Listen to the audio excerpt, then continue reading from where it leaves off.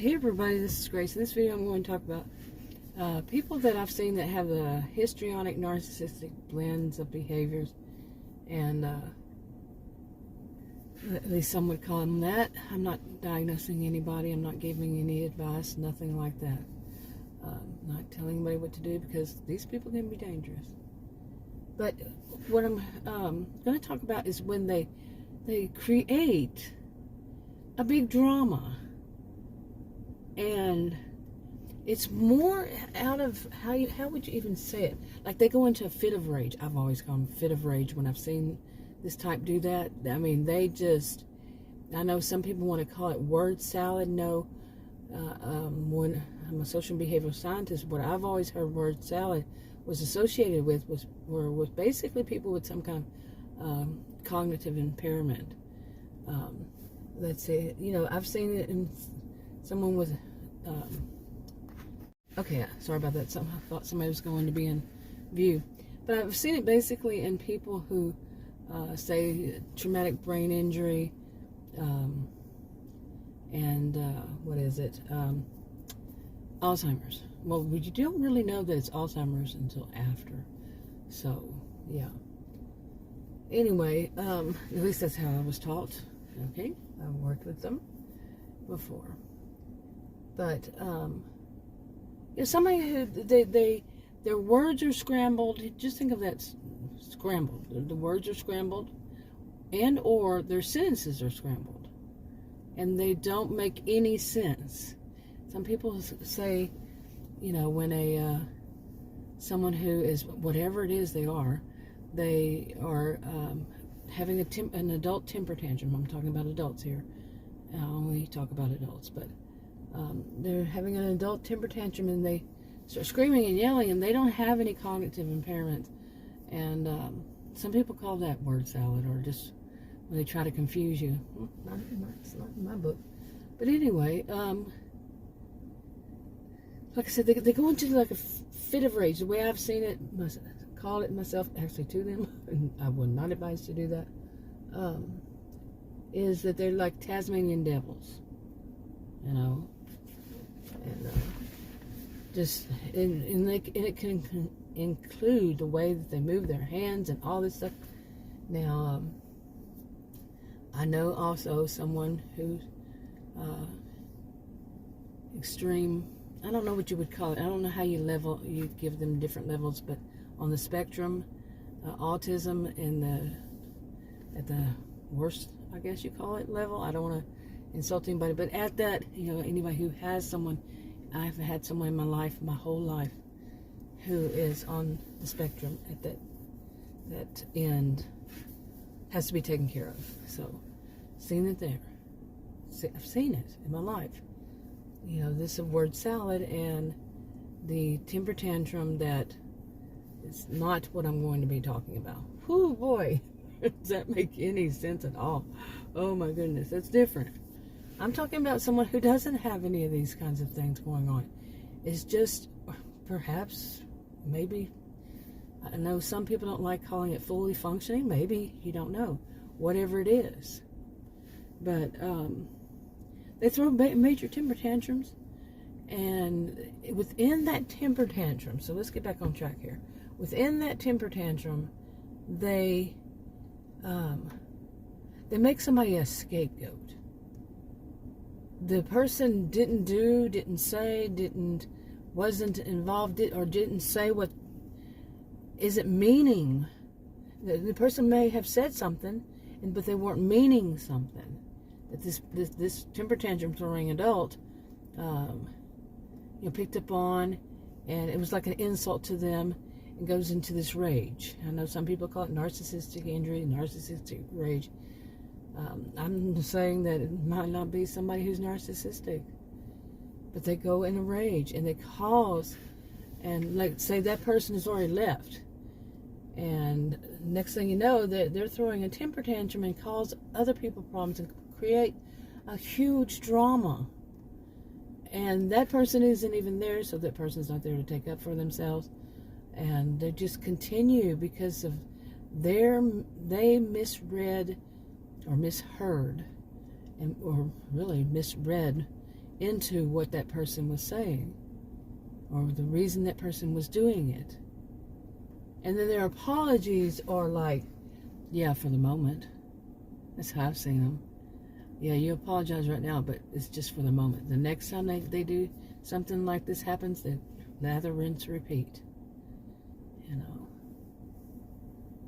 Yeah. Okay, I'm sitting here and there's some big, dark, not really dark clouds, but there's some pretty, not quite so dark clouds, but they're kind of, it's a little bit scary. Not a lot of bit scary, just a little. So I'm watching them to see if they're coming closer and if they're getting darker and all that. So if I sound a little bit distracted, yeah. But anyway, if they get bad, at my age, I know when to get home. So, anyway, back to this.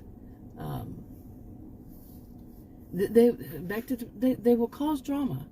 Now, the people have seen, like I said, I don't diagnose, but their behaviors are very histrionic. I mean, so much about them is very histrionic. I've said these things before about their look, that they're loud people.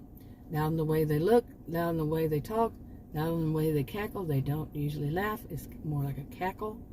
And a laughing hyena. I remember we used to call it when I was young. It's laughing hyenas. But, and they're just loud with, like I said, their appearance, quite often, when they're younger at least, they're rather suggestive.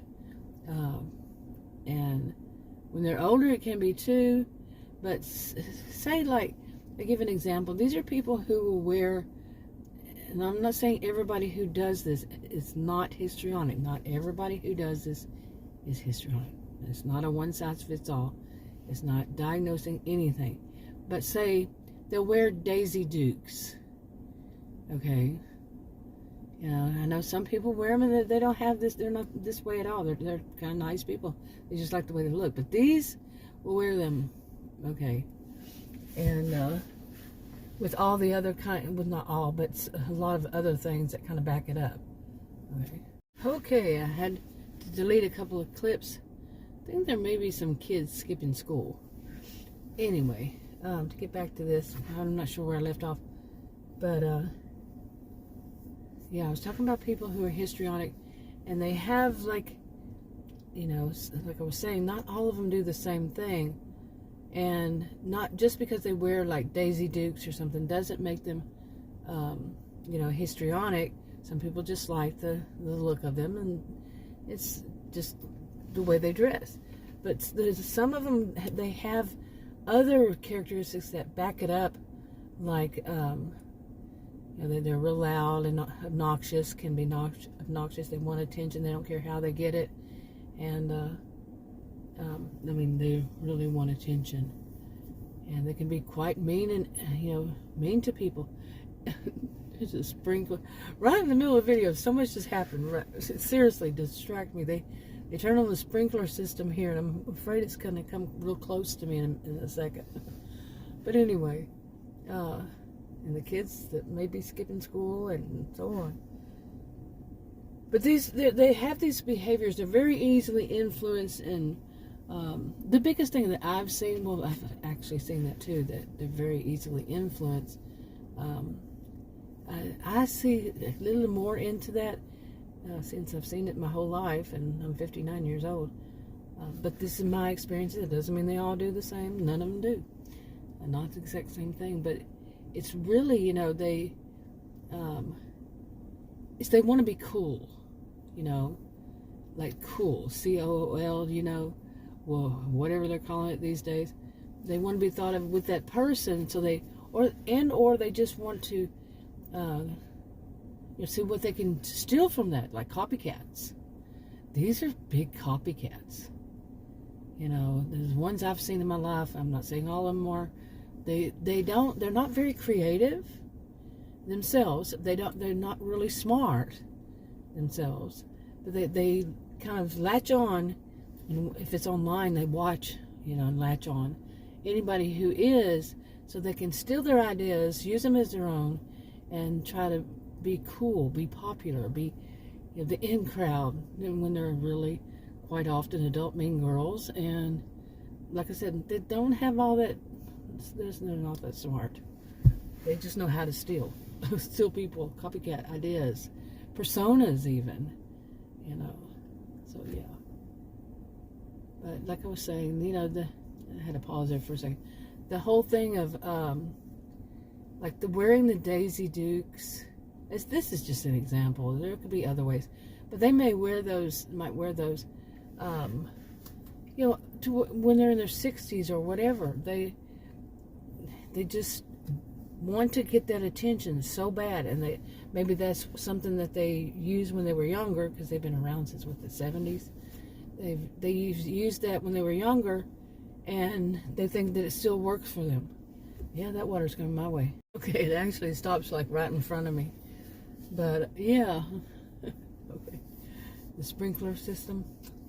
But anyway, these are people. This kind of thing's on my mind, is a lot about these, again, the people who just really, they ruin so much for so many other people, and they can do it in just so many ways and they come off to far too many people.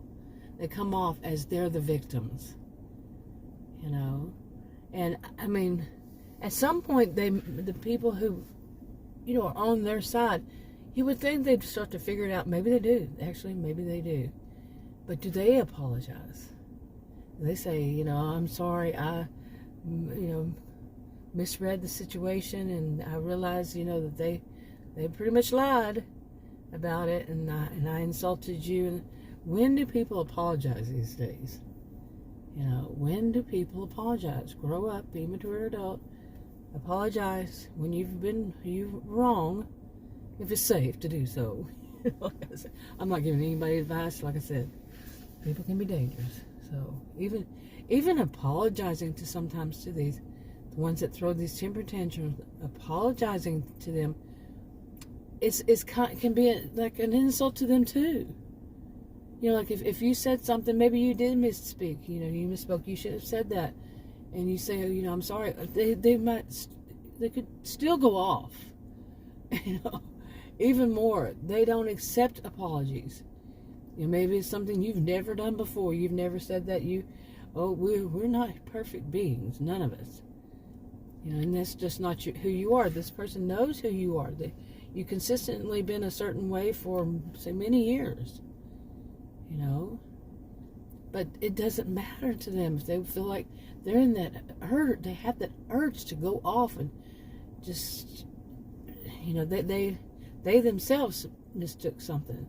They, like I said, read something too much into something. And looking at the people who are hurt, and those can do lifetime damage, in my opinion, in my view, in my own situation, seeing some of the stuff that, oh my goodness. Because with them, it doesn't change. In my ones I know personally, it doesn't change. They only worsen in some respects. They find new victims sometimes, but if they find their old victim is around, gotta reinforce their superiority, maybe, or that they have power and control over that person, and they want to reinforce their place in the world. They often see themselves as higher than everybody else, when actually you're not. They're not. That's what, in my mind, I'm saying, actually you're not. You're really not superior. Really. Yeah. Okay, but to get back to the drama, I mean, and this can cause people some serious issues, even physical. If say in any place, family, home, your home, your friends, with your at work, whatever is the situation. And then I remember having a situation where my blood pressure shot so, because of one of these histrionic types, throwing a temper tantrum, and it put me in a situation where I really had good reason to feel threatened, physically threatened. I left, went to sitting in basically a parking area of a store that was not close. It was in the next city. I mean, it wasn't far distance, but and sat there and tested my blood pressure, and it was sky high. You know, I've had that happen twice, sky high, and because they just go off. You know, it's all Tasmanian devil. And anybody around, it doesn't matter, anybody, they just boom, and they just spew all over them, basically, really, and can be quite frightening, you know, and threatening and frightening and so on and so forth. And they think, truly, they're so immature that they think that just saying, I'm sorry, I shouldn't have done that, is going to mean anything. Because if maybe the first time or first few times, but people get to know and say, you say that and you turn around and back at it again. Okay, and as far as, like I said, the dramas that they create, I've already gone over that, but really, I mean, that can cause problems between, like, they caused a big drama, and they said that, told these other people that you were this and you were that. Well, that can actually, like, if a person, another person, an outsider, is starting to try to develop how they see you, well, that might be all they ever heard. They didn't hear the apology. They didn't hear the result of the whole situation. Or maybe even if they did, it's got like a little mark against you, you know? And even if the person apologized, they still say, I don't know.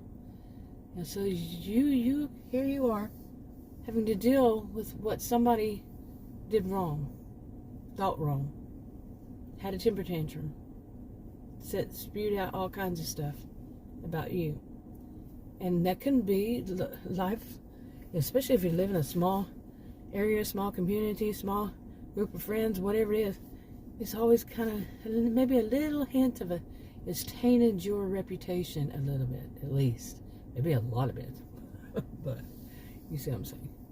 But anyway, yeah, this is on my mind. I'm kind of distracted here. There's, like I said, the weather next coming this direction. Maybe I need to wrap it up. I'll talk to you on another video. Bye.